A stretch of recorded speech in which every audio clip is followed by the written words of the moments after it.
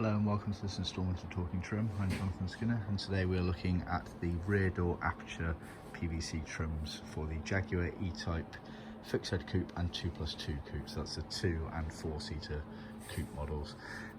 So we supply this pre-moulded rubber in these 5 colours. We've got black, dark blue, green, biscuit and red.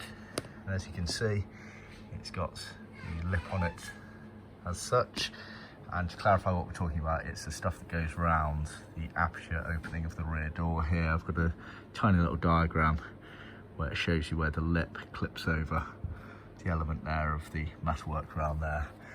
Note that we also can supply vinyl strips in a matching colour to your interior trim should they not match any of these colours here, so we do include that as part of the trim kit or on its own. These items here are always an optional extra, so see our website for more details.